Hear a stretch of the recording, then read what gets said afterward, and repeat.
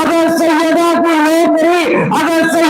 نوکری فرشتے کرتے ہیں تو ان کو لازم ہے کہ وہ عباس کی بھی نوکری کرے. ایک صلوات پڑھیں محمد وآل محمد پر. یہ ہے عباس جنہیں باب الحسین بھی کہا جاتا ہے. اور عباس کو کیا ہی عباس کے بارے میں کیا ہی عرض کیا جائے کہ کبھی قمر بنی ہاشم کہا گیا, کبھی فقیہ اہل بیت کہا گیا. فقیہ انسان کب ہوتا ہے؟ جب اس کے پاس علم ہوتا ہے تب انسان فقیہ ہوتا ہے.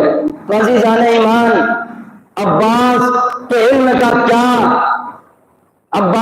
کی کیا منزل ہے؟ آپ دیکھیے کہ عباس کسے کہتے ہیں اور ان کا علم کیا ہے. آیت اللہ طلباسی اپنی کتاب میں لکھتے ہیں کہ ایک مرتبہ نجف اشرف میں علماء کے درمیان یہ بحث چھڑی کہ عباس کا علم زیادہ ہے یا سلمان کا علم زیادہ ہے.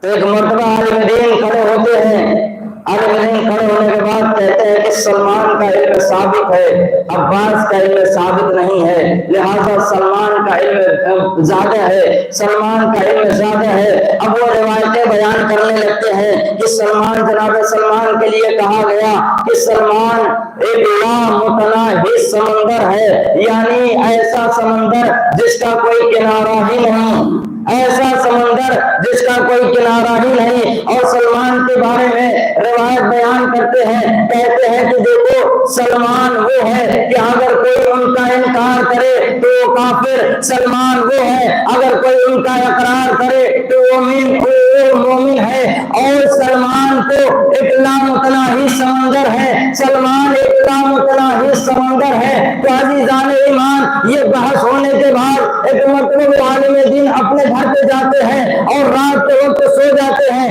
اب جب رات کے وقت سوئے تو انہوں نے خواب میں دیکھا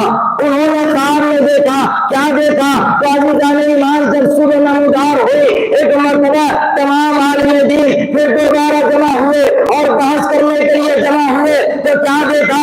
اب ان کا انتظار کیا جا رہا ہے کہ وہ عالم دین آئے تو ان سے بحث کیا جائے, وہ عالم دین آئے تو ان سے بحث کیا جائے. تو ایک مرتبہ ایک عالم نے دیکھا کہ وہ عالم دین پہلے ہی سے آ چکے ہیں اور وہ عباس کی زری کے سامنے اپنے ہاتھوں کو جوڑے کھڑے ہیں. ایک مرتبہ لوگوں نے پوچھا کہ آخر وجہ کیا ہے؟ ابھی تو کل یہ کہہ رہے تھے کہ سلمان کا علم زیادہ ہے, آخر وجہ کیا ہے تم ہاتھوں کو جوڑے کھڑے ہو؟ ایک مرتبہ عالم دین کہتے ہیں کہ دیکھو جب رات کو بحث کرتے میں سویا, ایک مرتبہ میں نے خواب میں دیکھا کہ اب ایک محفل نورانی محفل جمی ہوئی ہے